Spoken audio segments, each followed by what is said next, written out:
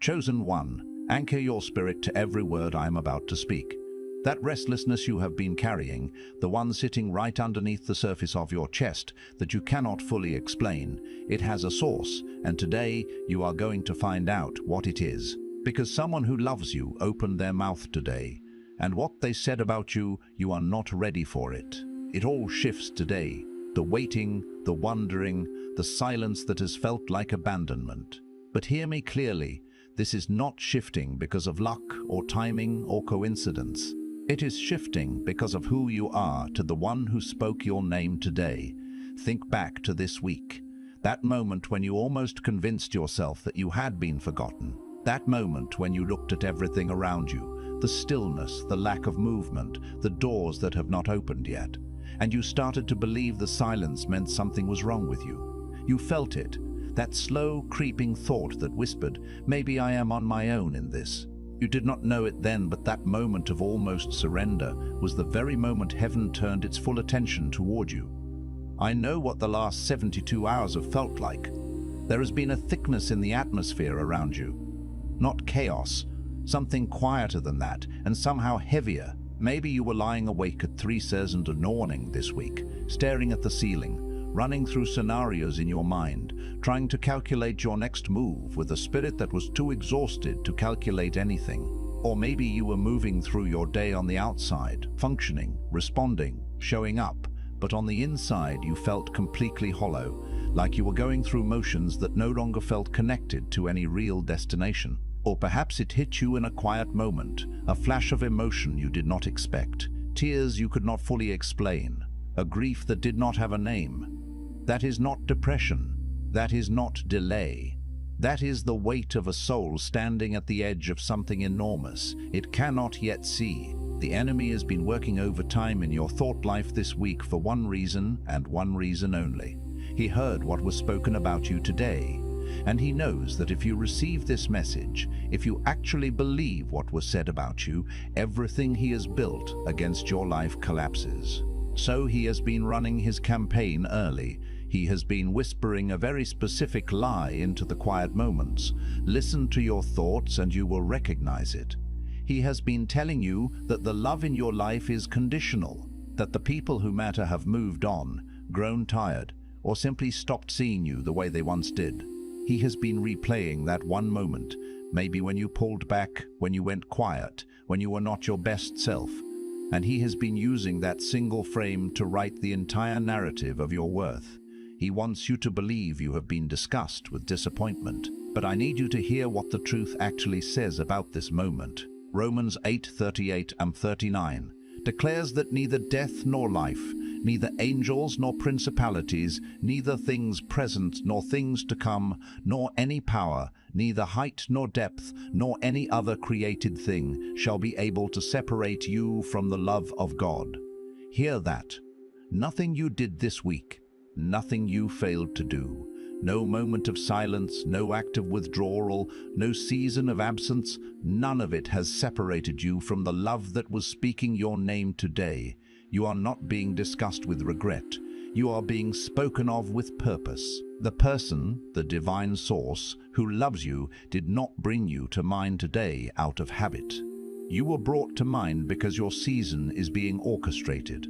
Your name was spoken today not to mark your failures, but to mark your moment. You did not find this message by accident. The algorithm did not bring you here.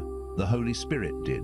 This is a divine appointment that was scheduled before the foundations of the earth, placed in your path at exactly the hour your spirit needed it most. You are not early, you are not late. You are standing at the precise threshold where what was spoken about you today begins to take physical form in your life.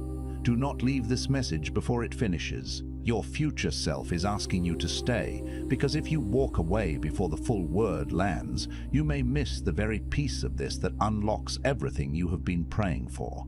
In the next few minutes, I am going to reveal exactly what was spoken about you today and why it was said right now at this specific point in your story. I am going to expose the complete lie the enemy has been using to keep you from receiving love at full capacity. And at the close of this message, I am going to give you the declaration, the spoken decree, that aligns your voice with what heaven has already decided about your life. The heaviness you have been feeling is not punishment. It is not proof that you are forgotten or overlooked or loved less. It is the pressure of a promise pressing against the walls of its container, looking for the moment to break through. You are not talked about today because you are a burden on someone's heart. You are talked about today because you are a treasure they cannot stop thinking about. That is not weakness in them. That is the nature of real love. And you, chosen one, you were made to receive it. And what was said about you, it wasn't casual, it wasn't a passing thought or a moment of divine sympathy. What was spoken over you today came from a place of knowing, the kind of knowing that sees past your disappointments, past your unfinished chapters, past the version of yourself you keep apologizing for. The one who loves you most looked at everything you are, including the parts you've tried to hide, and spoke. And what came out of that place wasn't correction, it was confirmation. Some messages don't just inform, they activate. If something stirred deep in your spirit just now, you may be ready to receive the Chosen One's blueprint. This sacred guide reveals the 8 divine patterns behind your calling, your suffering, and your destiny. It also comes with the full audiobook, so you can absorb it during prayer, rest, or quiet moments with God. And for those called to speak His truth, you'll also receive Activating Your Prophet Mantle, a powerful bonus ebook for those carrying a prophetic assignment. The link is in the first pinned comment, but only for a limited time. Now stay with me, because what I'm about to walk you through is not information. It's a mirror.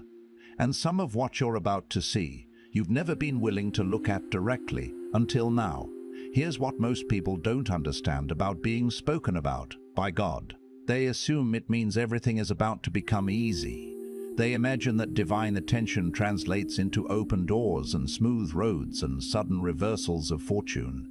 They envision a celestial green light, a divine endorsement that clears all obstacles. But the truth is far more confrontational than that. When heaven speaks your name in this season, it is rarely to celebrate what you've already done. It is almost always to mark what is about to be required of you. It's not a pat on the back for past accomplishments, but a clarion call to future responsibility. And that distinction, that single, seismic shift in understanding, is where most people get stuck. Like a ship anchored too securely in a harbor when the tide is meant to carry it out to sea. Think about what happened to Jeremiah. Before he was ever born, before he drew a single breath, God said, "I knew you, I sanctified you, I ordained you as a prophet." This was not a hopeful suggestion. It was a foundational decree, etched into the very fabric of his being before his earthly journey began. And Jeremiah's response wasn't celebration, a spontaneous eruption of joy. It was resistance, a deep-seated tremor of doubt. He said, "I don't know how to speak. I am too young." In other words, you have the wrong person. He looked at his present limitations, the perceived emptiness of his current vessel, and declared himself inadequate for the divine mandate. But what Jeremiah couldn't see in that moment was that the very inadequacy he was confessing was part of the design, a deliberate inclusion in the grand tapestry. God didn't call him because he was already equipped, a fully formed instrument ready to play. God called him because the calling itself would become the equipment. The very process of obedience would forge the tools he needed. The task would reveal the talent, the journey would build the strength. And what was spoken over Jeremiah was not a compliment, a mere affirmation of his potential. It was a commission, a sacred assignment that carried with it the divine power to fulfill it. That same principle, that divine paradox of calling the unqualified to equip them, is alive and thrumming in your life right now. It's the echo of that ancient declaration resonating in your present reality. The reason this message found you today, and I want you to really let this land, to let it soak into the deepest parts of your being, is not because you've arrived, not because you've reached some pinnacle of perfection or completion. It's because you're standing at a threshold, a sacred doorway that requires you to stop waiting for permission to cross it. You have been waiting for the sign, a celestial neon arrow pointing the way. waiting for the confirmation, a chorus of heavenly voices affirming your path, waiting for the wound to fully heal, for the scars to fade entirely before you dare to step into what's next. But heaven spoke about you today because the waiting is over. The divine signal has been given. And the only one who hasn't received that memo yet, the only one still lingering in the vestibule, is you. You are at the precipice, and the sky is already opening. But here's where it goes deeper. And I need you to hold this with immense care, like a fragile bird in your hands. There is a lie that has been living in you so long, nesting in the quiet corners of your soul, that it no longer sounds like a lie. It has become so ingrained, so familiar, that it masquerades as truth. It sounds like wisdom, a prudent assessment of your limitations. It sounds like discernment, a careful evaluation of risks. It even sounds like humility, a modest recognition of your own fallibility. And that lie, insidious and pervasive, says, I'm not ready. I'm too broken. Too much has happened. Too much time has passed. I missed my moment. It's the whisper of the past echoing into the future, a siren song of self-limitation. And the enemy doesn't need to attack you violently, with thunderous accusations, when that voice is already doing his work for him from the inside out. He just has to keep that recording playing, that internal playback loop of inadequacy on repeat. And you, mesmerized by its familiarity, keep pressing repeat without even realizing it. What was spoken about you today by the voice that spun the stars into existence was spoken in direct, unwavering opposition to that voice of doubt. It was heaven drawing a line, not a line of judgment, a demarcation of condemnation, but a line of distinction, a sacred separation. A separation between what has been said over you by well-meaning but limited humans who couldn't see past your circumstances, who judged the book by its cover, and what has always been true in the eternal record of who you are, the unalterable decree of your divine essence. And this leads us to something most people miss entirely, a fundamental misunderstanding of spiritual reality. You've been treating your identity like a project, something to be perpetually fixed, a constant work in progress, something to be finished, a race with a finish line that always seems to recede, something to be earned, a reward for diligent effort. But identity in the kingdom doesn't work that way. It's not a ladder you climb, but a realm you inhabit. You don't grow into who God says you are, as if you're cultivating a seed from scratch. You grow into the fullness of what was already declared. The declaration precedes the demonstration. Always, every single time. David was anointed king while Saul was still on the throne, a young shepherd boy marked for a destiny that seemed impossibly distant. The oil was on his head, the divine seal affixed, before a single battle had been won, before he had slain a single giant. The word came first, the pronouncement of his future reality. And his entire journey from shepherd to king, through the valleys of pursuit and the triumphs of battle, was simply the process of his life, his earthly experience catching up to what had already been spoken in the unseen realm. Your life is doing the same thing right now. The decree has been issued, the blueprint finalized, and your earthly journey is now the unfolding narrative of its manifestation. Coming up, there is something hidden underneath the delay you've experienced, something buried beneath the surface of your perceived stagnation, something beneath the closed doors that seemed impenetrable and the silence that felt like abandonment, something that, once you see it, once you pull back the veil, will completely reframe everything you've been through, transforming your past into a prologue for an extraordinary future. Stay with me. But first, this has to land. To settle deep within your spirit. The people who talked about you, and I mean the people in your natural life, the earthly voices that echoed in your ears, not the one in heaven who sees with perfect clarity. They weren't entirely wrong about your struggle. They observed the hardship, the challenges, the difficult terrain. They were just wrong about what it meant, about the divine significance they carried. They saw the difficulty and called it failure. They saw the delay and called it disqualification, a sign that you were no longer in the running. They saw the wilderness, the barren landscape of your trials, and called it punishment, a consequence of some unseen wrongdoing. But wilderness in the kingdom has never been punishment. Wilderness has always been preparation. It's the crucible where character is forged, the sacred space where resilience is cultivated. Moses didn't become the deliverer of a nation sitting in the plush comfort of a palace, surrounded by advisors and ease. He became that man in the desert, tending sheep, far from everyone who once knew his name, stripped of his former identity, learning the quiet language of the divine in the profound silence. The silence wasn't abandonment, it was construction. It was the divine architect working on the unseen foundations of his being. And what was being built in the silence of your life, in the seasons you couldn't explain to anyone, the years that felt like a wasted inheritance, a dormant potential, was the very foundation, the bedrock strength, that what's coming next requires. It was the construction of a spiritual infrastructure capable of bearing the weight of your destiny. Now, once you understand that, once you grasp the transformative power of the wilderness, you're ready for this. Your suffering was not a detour.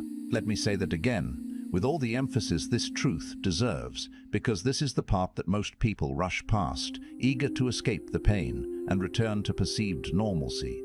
Your suffering was not a detour from your purpose, it was the road. Not a scenic route, offering pleasant distractions, but the actual, essential, non-negotiable road. And this is where the invitation from heaven becomes deeply personal, profoundly intimate, because the Most High doesn't just call the unbroken, the ones who have never stumbled. He specifically seeks out the ones who have been to the deepest place of their own undoing, who have stared into the abyss of their own limitations and emerged not unscathed, but transformed. He calls the ones who have gone to the end of themselves and come back. Why?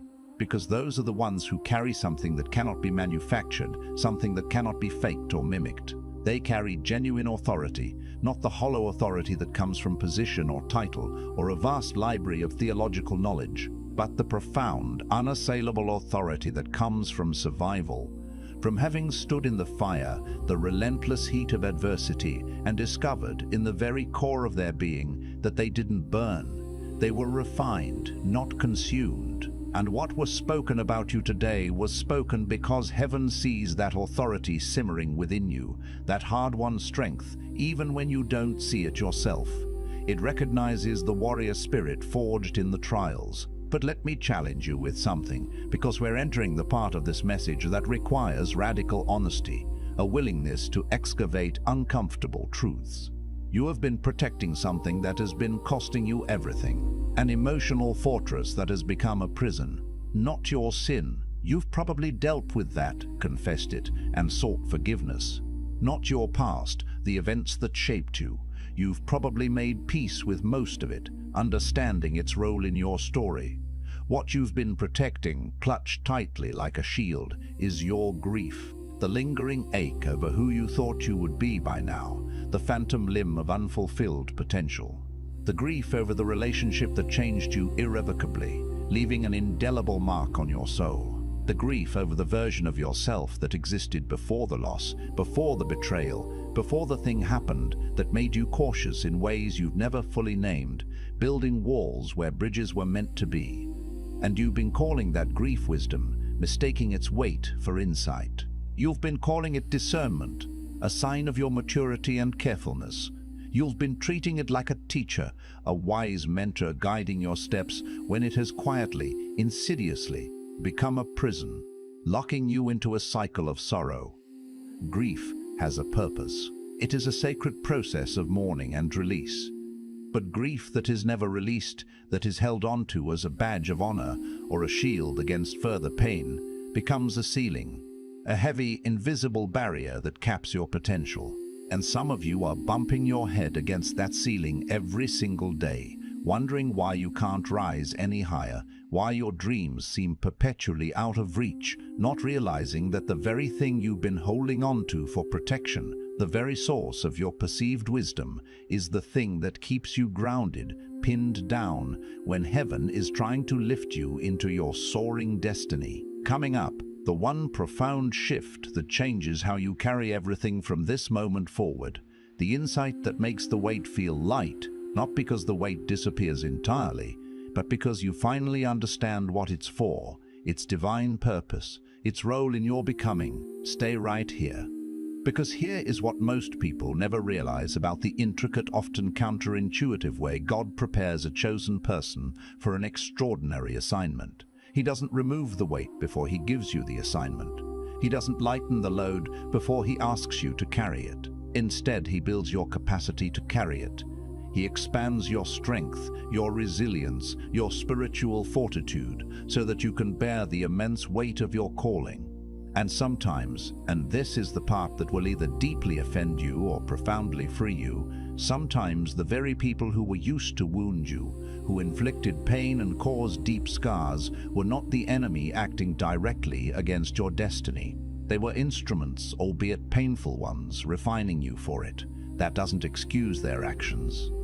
It doesn't minimize the damage they inflicted, but it does radically change what you do with it, how you choose to respond to the residual pain. Because if you spend the rest of your life being defined by what they did, if you allow their actions to be the narrative of your existence, you hand them permanent authority over a destiny they were never meant to touch, a spiritual jurisdiction they never earned. And the one who loves you and spoke about you today, the divine weaver of your story, he is asking you to take that authority back, to reclaim the narrative, to refuse to let their past actions dictate your future impact. This is where the real transformation begins. This is the turning point, the moment of spiritual reclamation. And now we enter the confrontation, the path that doesn't feel comfortable, the path that stirs deep resistance within.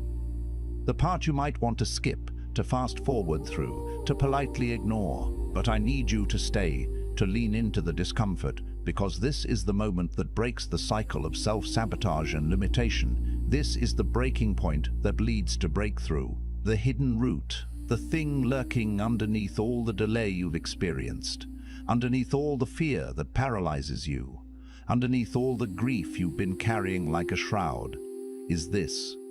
You have not yet fully, deeply, unequivocally believed that you are the one you've been waiting for. You have been searching the horizon, scanning the landscape for a sign, a confirmation, a burning bush moment, a prophetic word from someone who carries enough spiritual weight, enough perceived authority to finally make it feel real, tangible, undeniable. And the devastating, heart-wrenching truth is that every sign you've been given, you've talked yourself out of. Every confirmation has been followed by a legion of doubts. Every open door has been met with a meticulously constructed list of reasons why it might not be for you, why you might be unqualified, why it's too good to be true. And what was spoken about you today by the one who formed you in the secret place, who knows you more intimately than you know yourself, and who has never once looked away in judgment or distraction, was not a new word. It was not a novel pronouncement. It was a repetition of the original declaration, a cosmic echo of the first decree. It was heaven, the very source of your being, saying, I've been saying this about you since before you were born, since before the first breath filled your lungs. When will you finally agree with me? When will you align your inner reality with the truth I've already spoken? Because here is what you didn't see coming, what has been obscured by the fog of your own limiting beliefs. The real barrier was never the enemy, the external forces of darkness. It was never the people who misunderstood you or intentionally tried to thwart your progress. It was never the closed doors or the wrong timing or the lack of resources, the earthly obstacles that seemed insurmountable. The real formidable barrier has been your own deeply ingrained refusal to be the person God has been declaring you to be. Not from a place of rebellion against His will, not from laziness or apathy, but from a deep, quiet, profoundly understandable fear. A fear that if you fully step into it, if you dare to inhabit the identity He has proclaimed for you, and it doesn't work out as planned, if you fail spectacularly, you will have nothing left to protect yourself with. No armor against the world, no defense against further hurt. And to that fear, that ancient, paralyzing fear, today the Most High, the one who is everything and in everything, says, I am enough. My presence in you is enough. The power I have vested within you is enough. The power I have vested within you is enough. And this is the moment. Not next year, when circumstances might seem more favorable. Not when you feel more prepared, when the internal checklist of readiness is finally complete. Not when the grief finally lifts, as if its departure is a prerequisite for your advancement. Now, today, this very moment, tonight, before you sleep, as the world quiets and the veil between realms thins, place your hand on your heart, feel the steady beat of life within you, and speak this with everything in you, with the full force of your emerging will. I release the grief I've been calling wisdom. I release the delay I've been calling patience. I release the fear I've been calling discernment. I am not the person the hard seasons made me afraid to be. I am who was declared over me before I ever took a breath. The weight I've been carrying was never punishment. It was preparation, and I am prepared. I step forward not because I have all the answers or a clear map of the future, but because the one who does has already spoken my name and called it good. I am seen, I am known, I am chosen, and from this moment forward, I walk like I believe it. Because I do. If this message stirred something real in you, something that resonated deep in your core, don't let it end here. Don't let this powerful encounter dissipate into the ether. Share it with someone who needs to hear their name spoken over them today, someone who is still trapped in the echo chamber of doubt.